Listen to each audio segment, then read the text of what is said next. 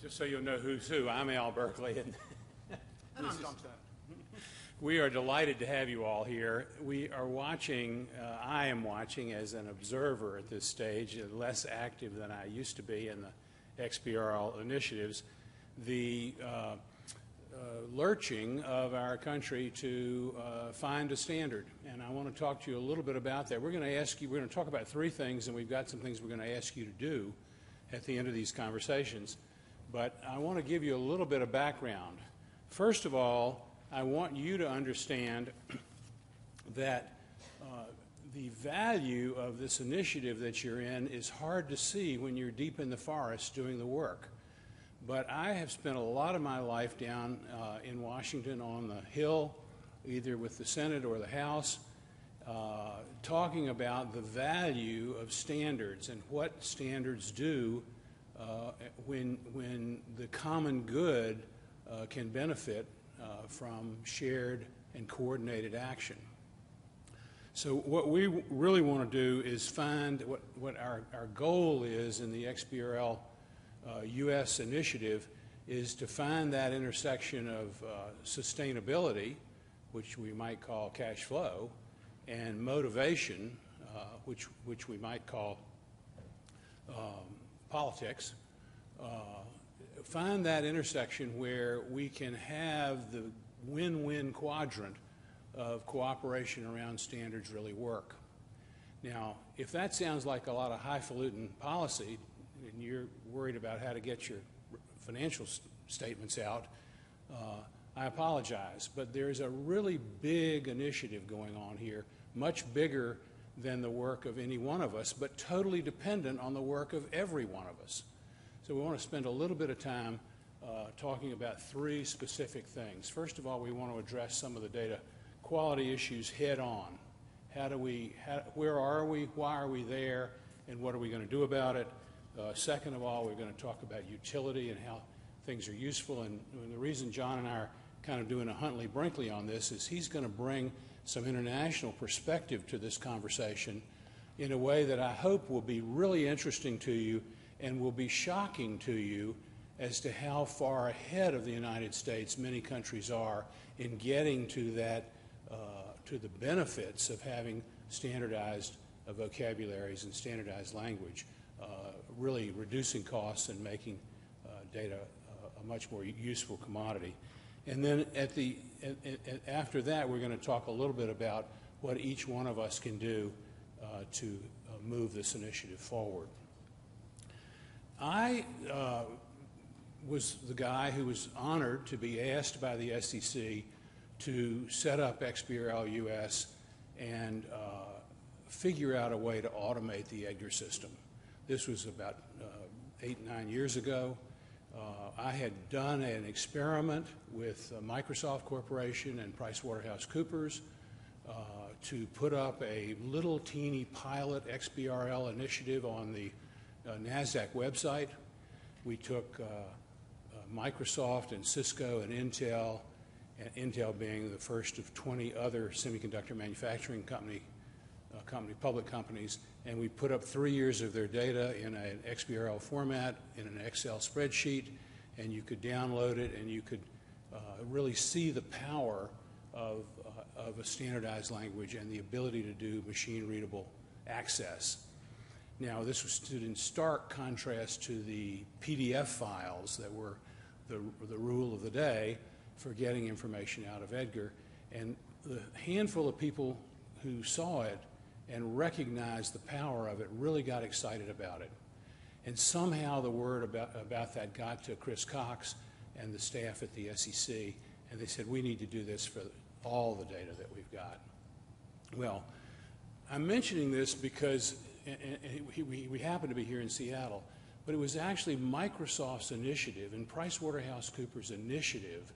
They came to NASDAQ and said, we'd like to use your website as a neutral place. We'd like to demonstrate this without all the baggage of the accounting industry promoting something, or Microsoft promoting something that would have appeared to be proprietary, even though it was the exact opposite of being proprietary. It was open, a common resource pool. So as we began this journey, I began to look at how in the world are we going to govern this? How in the world is it going to come about that we're going to herd all these cats to cooperate? Well, we originally thought that the SEC would take a very active role in that. For a whole variety of reasons, including all the problems in Washington that we're all aware of, we did not get that specific leadership. So what happens next? I discovered that a Nobel Prize had been awarded for this problem of how do you govern the commons. There's a professor named Elinor Ostrom, and she got a Nobel Prize looking at how governance mechanisms arise in communities of interest. How do, and she's got about 500 different examples of it, but how do farmers growing cattle in the high mountains of the Swiss Alps govern the use of that grass? It's a very common problem around the world. It pertains to fisheries, it pertains to water, it pertains to grass, it pertains to cleanliness, clean air. This is where the Clean Air Act and the Clean Water Act are fundamentally what they're fundamentally about. And we began to look at those mechanisms and say, what has to happen? What do people have to do to find that win-win quadrant where they can all benefit and all hold themselves back slightly? Now, rather than my using all the grass in the pasture, I have to give up some of my usage of that grass so that everybody in the community can benefit. Well, this is exactly, from a mathematical or philosophical or structural point of view, this is exactly the problem we're dealing with in the XBRL movement now. How do we find that cooperative spirit, that little bit of selflessness that actually allows more selfishness at a lower cost structure with more benefits later? And so we're watching that unfold, and you're going to see some things coming out of XBRL US and XBRL International on these issues of coordination. When I went to the Wharton School in 1966, the first thing we learned was 4 or 5 elements of managing a process or a project. And the first one that was mentioned was coordination, the ability to coordinate the activity of a number of people. And a little bit later, I'm going to introduce Taylor Hawes, who's in the business of coordinating activities inside of Microsoft to get things standardized, to get things disciplined, to get them working smoothly, efficiently, and effectively. So my point to you right now is that we are in a living, moving, emerging effort to get to a win-win quadrant that's going to pay off tremendous benefits for everybody when we get there. And what I'd like to do now would be to ask John to talk a little bit about his perspective on this as the CEO of XBRL International. Thanks, Alan. Good morning, everybody. The United States, despite originating XBRL, this technology and standard that we all use, can and will fall behind the rest of the world unless the use of structured data can be treated as a tool for greatly enhancing communications about the relative performance and efficiency of reporting firms, and much less as a piece on a regulatory chessboard. So I'd like to describe some of the ways that XBRL is being used outside of the United States and to challenge this audience to become standard bearers for improving reporting in the public good. At a macro as well as at an individual business unit level, improving accessibility and knowledge about business performance is a virtuous cycle. Looked at from outside of this country, the US has had too much focus on regulatory nuance and not enough on informing markets. Put a different way, the SEC's data collection serves primarily to allow that agency to determine whether or not specific disclosures have been carried out in accordance with the rule books, whereas in other countries, the needs of users are the primary driver. This isn't to criticise the SEC. As Al says, we all understand the pressures and the multiple objectives of that agency, and they have a statutory obligation to understand whether, for example, new disclosures associated with lease accounting have been followed. And there isn't a better way to work out whether new rules are being followed than to filter on the XBRL tags that everybody uses and find out what's left in that basket when you've identified the people that aren't using what they should be using. It isn't the responsibility of the SEC to understand whether Company A is inefficiently holding more revolving debt than Company B, but it is the responsibility of the market to work that out. So our challenge as a community is to work with everyone in this really pretty complex environment to make sure that market participants can make exactly those kinds of judgments and that the issuers themselves are better informed and make informed choices about their own financials. So, of course, the US remains the heavyweight in global business and the world watches. I was fascinated and a bit appalled recently on a trip to Shanghai to hear a very well-informed and pretty extensive debate about the impact of the then on-foot HERT Bill, HR 4164.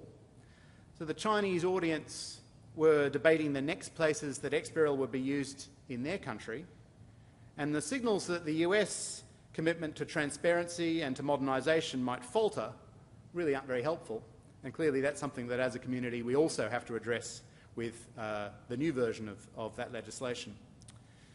But on reflecting on all of that, it occurred to me that the US itself can be subject to its own echo chamber. You're unlikely to hear all that much to do about what's happening around the rest of the world. So let's talk a little bit about what is going on. And I'm going to concentrate today on securities regulation, but in truth, the majority of implementations around the world are to do with financial regulation amongst FDIC-style regulators in the banking and insurance space. But let's focus on securities regulation today.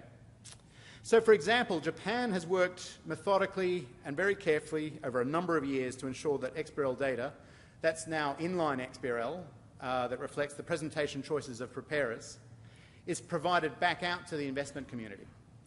It's part of a deliberate effort to ensure that domestic and foreign investors have got better information about the performance of particular issuers. Their initiative has been focused on the needs of users from the outset, and the Japanese XBRL community has worked together to ensure that the taxonomies in use meet the needs not just of their capital markets, but their tax authority and their banking regulator. To move across the water over the way, in China, the Ministry of Finance is overseeing the development and continuous improvement of their XBRL platform. It's a pretty cool piece of software that they're providing to all of their issuers. It allows those issuers to compare their performance against their peers in China from the data that's drawn from both the major exchanges and some smaller players that require XBRL to be provided in that country, as well as foreign information, including all the SEC data. They're adding offshore data every month or so. And what they're providing is a way for those issuers and their markets to better understand relative performance. In a somewhat similar way, the UAE, the Emirates Securities and Commodities Authority, obliges issuers and their broker-dealers to provide face financial information in XBRL and republishes that information in a number of different languages using the IFRS taxonomy. That was very much the goal of that function. Much of the data is published in Arabic and not many of us read Arabic. Now we can read the face financials in English or in French or in Japanese. So that process is going to be enhanced in the UAE, just like in China, by providing a whole range of benchmarking and peer analysis tools back to their market participants. Across Europe, including in the UK, in the Netherlands, in Germany, in Spain, Italy and France, there's more than that, the business registrars, which outside of the United States are obliged to receive and republish financial statements from every company, whether they're public or not, are using XBRL to modernise those efforts. The purpose of this is best described by the CEO of the UK's Companies House, providing financial statements into their marketplace for free, and there's data from more than 1.5 million companies over a 3-year period, which you can download for free today, facilitates he terms as the business plumbing that helps build trust and creates confidence between companies and their customers, their suppliers, their bankers, their creditors, and their supply chains, and it can and will create more efficient and more resilient business in that country.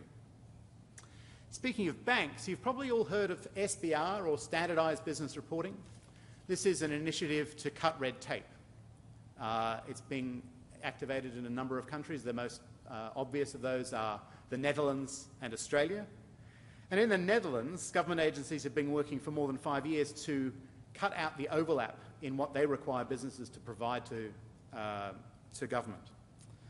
That makes it easy for private businesses of all sizes to deal with government, but now the private sector is leveraging the XBRL taxonomies and the infrastructure that they have in that country around trust to allow them to expand the way that they can make decisions, in particular the banks, using these XBRL taxonomies to support credit applications and credit monitoring applications. Why would a bank and an SME customer want to do this? Well, firstly, it's painless. They've worked over a number of years to ensure that the accounting software, at a press of a button, can produce, just like a trial balance, a set of financials. These are for smaller companies, recall. So the marginal cost of doing that is basically zero. And of course, the banks are providing the incentive in the form of lower interest rates if you provide this information on a regular basis in this format. So I could go on, and these are just a small fraction of the initiatives that use XBRL around the world. It's very active, it's very growing. The number of projects across Latin America at the moment is just astonishing. But let's return to the US for a moment and consider the benefits that it can accrue in efficiencies through open publication of government spending, as well as enhanced government accounting through the Data Act. It was only a few months ago, I mean it was March, April, where we were still wondering whether this was legislation that would actually ever see the light of day, but in fact it passed through Congress very rapidly, and in a few short months it's being signed into law, and the major agencies, OMB and Treasury, are really chomping at the bit to get started with it. And if you're in Washington next week, there's a forum you should attend. So what are the lessons from all of these examples? We need all of our regulators, but more importantly, our own community, to much more actively consider the needs of users of our data and make the relatively small adjustments necessary to maximise the utility of this information. Those users include the traditional users, but they also the less traditional users, the media and the disruptive new entrants, who should be in a position to leverage this information and create new insights. In other words, the United States must not be hidebound. We need to think about how the taxonomies and the data that we create today can be reused, can be extended or repurposed for entirely new collaborative efforts. And we shouldn't be afraid of efforts that simplify reporting if that simplification will create more value. Finally, in the United States, never forget that there is a large, in fact it's a vast global community that are also working on XBRL, and we can and we should be taking better advantage of it, both by contributing to it and drawing on it. So let me pass back to Al to talk a little bit about some practical things that folk can also do. Thank you, John. You know, it's interesting to put the United States in context. We have a very dominant economy. We represent 5% of the population of the world. We've got what we wished for with the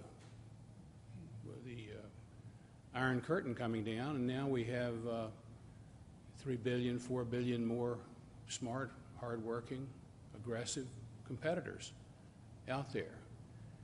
We have an opportunity to harvest the benefits of the standardization that's available in XBRL, or we can miss it.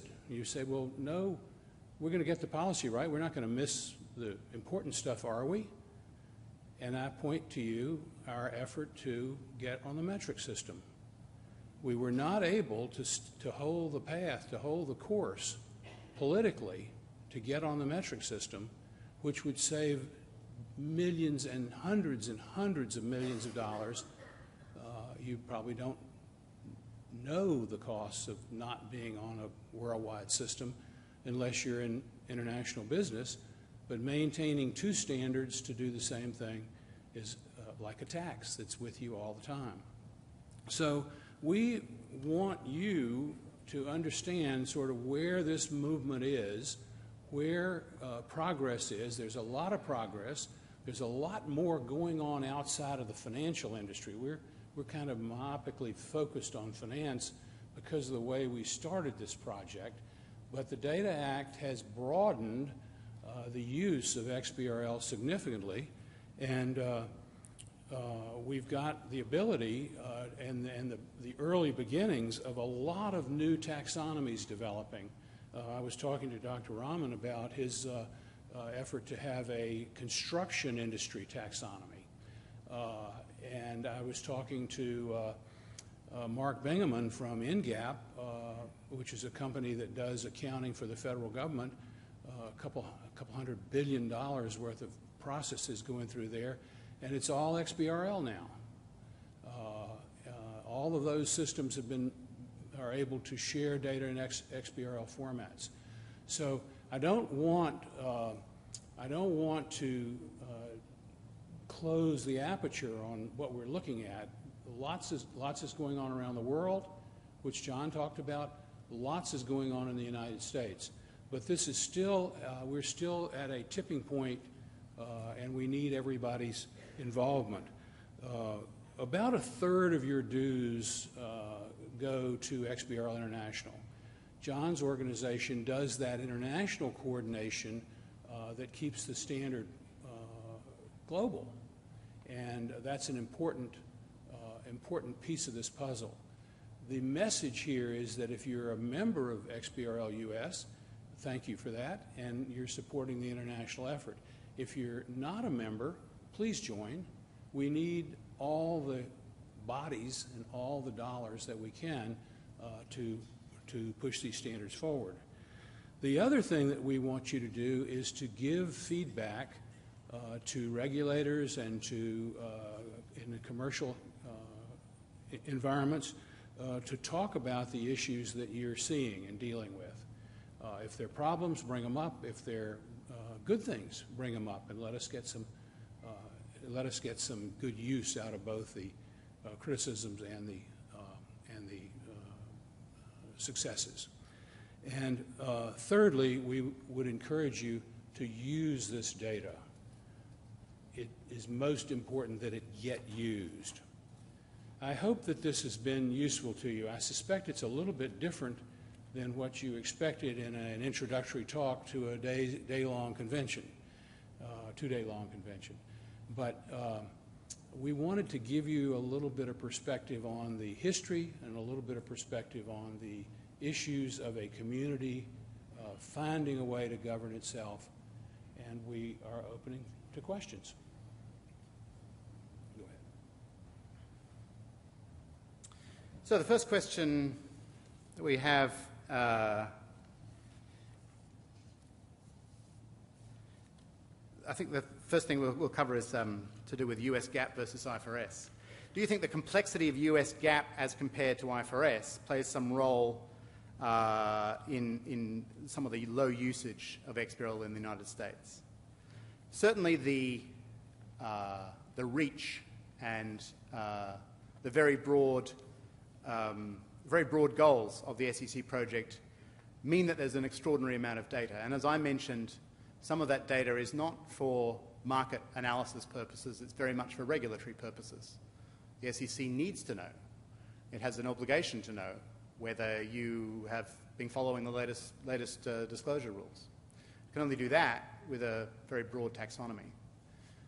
The IFRS taxonomy, certainly the way it is today, is somewhat simpler. And in many cases, a lot of the detail is being left out of some of the disclosures. It's kind of the 80-20 rule. There are some benefits to that in some environments, but we need to make sure that we're cognizant of the regulatory requirements and the efficiencies that can drive out of that, as well as the performance needs. So it is horses for courses to a certain extent. It's also worth mentioning that in Europe, where IFRS is being bedded down for many years now, and there's a lot of XBRL reporting in IFRS. There is now a coordinated effort underway. It's going to take multiple years because everything in the European Union takes multiple years to introduce electronic reporting across the European Union for every issuer, for every public company across Europe. That will be using IFRS, and that will no doubt expand to a certain extent the information contained in that taxonomy today. So watch that space, and indeed keep an eye out on the XBRL website as we are about to expand that and provide a whole range of ways of keeping you better informed about some of those developments. Second question is, does the Data Act require the presentation in XBRL? It's too early for us to work through these, exactly how the Data Act is being implemented, although the early pilot work is all based around XBRL and XBRL-GL. If some other technology is in use, could that negatively impact the SEC XBRL program? That's always a possibility, but there are no real sensible alternatives to XBRL today. We need to use it more intelligently, would be my specific advice. And I will take the last one, even if it's slightly controversial. What would you propose that the SEC to do to improve the use of XBRL in the US? A fundamental best practice associated with the use of XBRL is to keep bad data out. And you can do that with screening rules, which the SEC has done very little of. It's done a lot of syntactic rules. It's done very little in the way of business rules. This is something that I believe that the community can work with to help the SEC to ensure that over time this is something that the SEC does. By ensuring that the data is of higher quality and more consistent, that information is automatically of more use to market participants and that regulator. Did you want to comment on any of that, Al? No, I think that's a good point. I think, Michelle, we're probably running over on time, so Al, do you want to introduce our next speakers? Thank you very much, everybody.